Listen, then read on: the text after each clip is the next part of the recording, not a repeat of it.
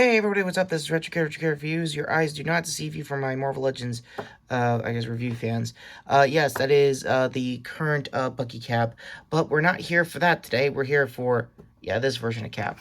So let's talk about, Captain America Brave New World. As of this recording, I am doing this on a Sunday night. The final tally so far is yet to be revealed. But going off the Deadline article, that it might actually crack at least 290, which they actually do need for a projected 180 million, I was going to say billion, my bad, budget for this movie. So starting off at the top, for Harrison Ford coming in for William Hurt's version of Thunderbolt Ross has really been the key storyline among many other things when it comes to the marketing for this movie, long before the development hell this was going through post and pre-COVID for this movie. So lastly, before we get to the actual plot itself, which is the shortest, I want to say, post-Endgame movie since, I want to say, Marvel's, I think a few years ago, so go to my review on that one.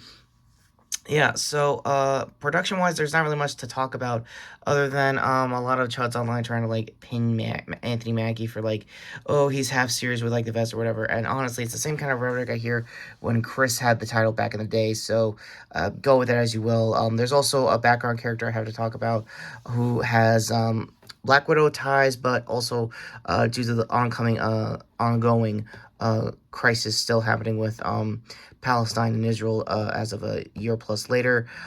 She got relegated down to less screen time than I think, mainly because they had to play it safe for that, politics-wise. And yeah, for a political thriller entry for, yet again, for the Captain America series, real life is way more complex than basically a guy turning into a Red Hulk for the third act. So with that said, let's talk about that said third, act. It's actually really cool, really engaging. Non-spoilers wise, before we get into the sporadics, Anthony Mackie absolutely holds his own for this version of Captain. Now, obviously, Sam Wilson in his character's case. To put it bluntly, if you've seen my review of the TV series, you pretty much get the vibe of what I'm kind of going for here. I did feel like he earned it. I do also was in that 50-50 pool like everybody else back post-game where Bucky could probably do the job as well, but at the same time, comics wise, I kind of see where they're going for Sam. For Danny Ramirez's Falcon, he's actually not bad. He's a lot better here than he was in the show at the time. Yeah, this is the only shot of them just checking each other's suits, so my bad advance there. That having been said, I guess bar for the actual show appearance, then the quick, I think, first act of it being here in the show.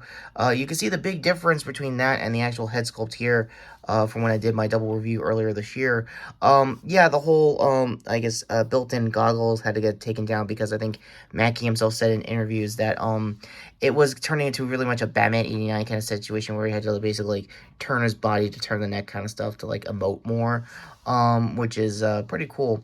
Having said that, if that's the case, that means that's probably another one of the rare few practical suits you see on screen when it comes to MCU costumes. So that having been said, spoilers now in advance due to the fact that I have to talk about the villain and the majority of the plot besides the reshoot. So before that, the fight itself, when you get to Red Hulk, is actually pretty cool. That's not the sporadic spoilers part.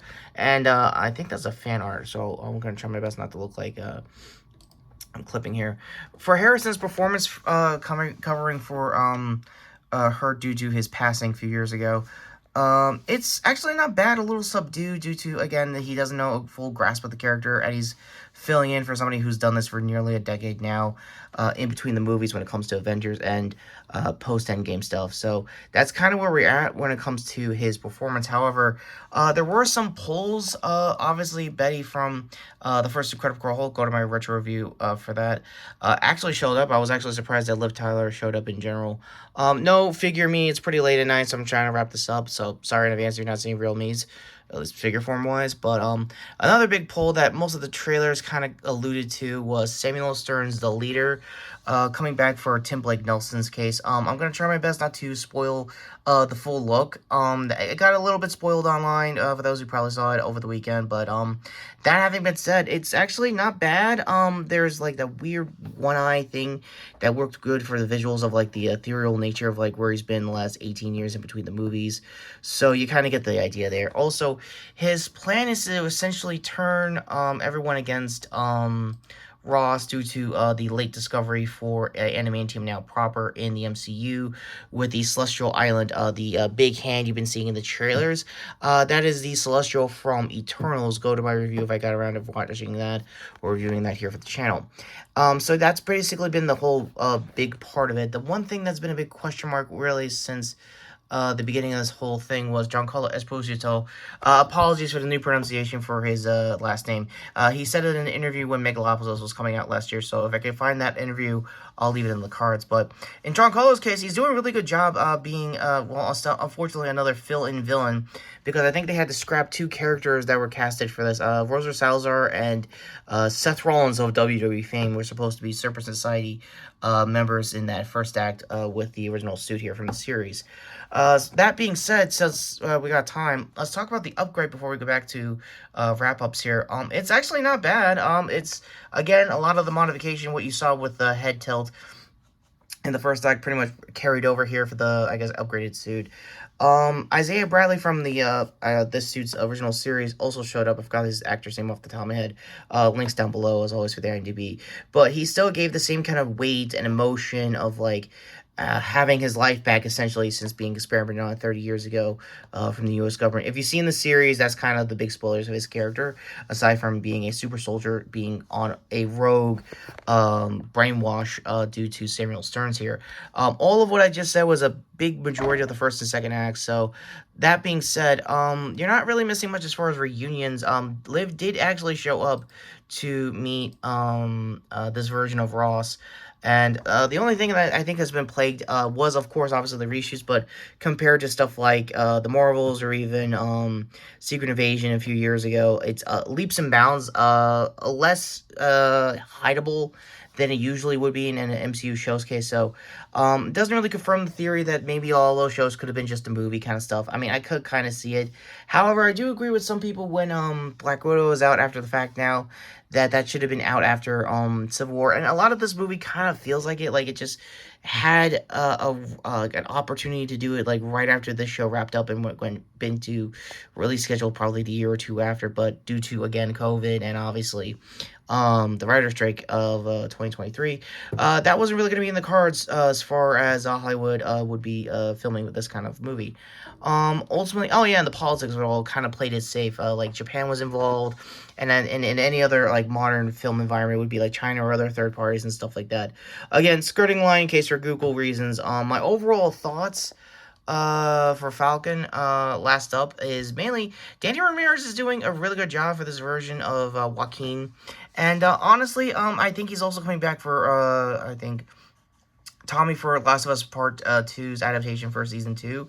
So, again, I'll talk more about that later in the year. But as it is, he's actually not bad. He has a few fight scenes alongside Sam here in Anthony Mackie's case. Also, by the way, I'm very much aware that he's coming back for Season 2 of Twisted Metal, so I'm going to try to get ready for that as well. So, props aside, my overall thoughts, it's mixed, much like the reviews you've been seeing online, but it's a little more favorable to it due to grounds that I did just come off of it. The VFX is not as like Marvels or even Secret Invasion bad when it comes to talking about Leader over here. No mid-creds in case you guys are still here for the spoilers.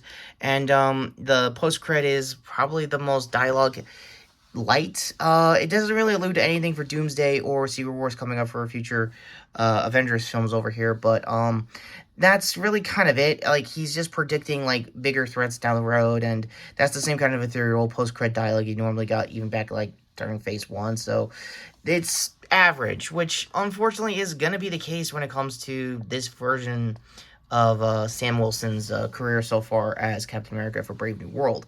However, I'll take an average movie than what was going on in Secret Invasion any other day, so that's points there if anything else. And despite the reshoot schedules, this is not really unheard of. It's very common for MCU nowadays, and honestly, given how much this was bogged down during the COVID era and obviously writer strike, this was obviously, I hope, if anything, I hope that this is the last movie that has that kind of restrictions and excuses, because after that, I don't really know. Now on to the final question when it comes to it. Does Chris Evans Cap make an appearance? No. He gets worded and a lot of ad-libbed in, like, kind of like in the dialogue you've been probably remembered with Sam Wilson's original series. So leave that as well if you want to get onto that in the comments. But being rambly aside, it's a strong high 6. I know, a 6 for me for a mid-tier Marvel movie going in, not I want to say almost elbow deep into Phase 5 is saying a lot and a big ask, but ultimately I feel like regardless of how this is going to pan out in the box office later down the road next week, I feel like if you are want to see this, definitely see it for Anthony Mackie alone. He definitely executive produces, and probably because that executive producing helped out in the third act fight with Red Hulk that you saw in the trailers. But if you didn't see too much of the trailers, you're probably going to get surprised on a few moves, so I'll leave it at that as well. And probably leaving options for the rest of this year Marvel wise. Go to my future review here for Bucky Cap Marvel Legends. Go to the previous reviewed the other caps, Endgame, and obviously Falcon and Winter Soldiers, Sam and Steve over here. To sub to channel, hit the notification bell down below, shield down here's to see my shorts playlist, which will probably be either a 60-second review of the articulation that I will probably miss on his review, or probably my 60-second review for Gojuger that is currently out as of today. Number 1 Sentai, the 50th anniversary Sentai is already out. For Raws, I'm going to try to get a fan sub, and I'll probably talk about that later in the week. And until next time, that is really it. Aside from everything, I am Retrokid Review saying, not bad for first try for Sam's first movie. Hope it stays as a trilogy, or if anything, sticks to landing comes Secret Wars. I'm really rooting for you guys. Weird as it sounds, I know it's mixed, but it's got more fun in the action department than you think. Trust me, seriously.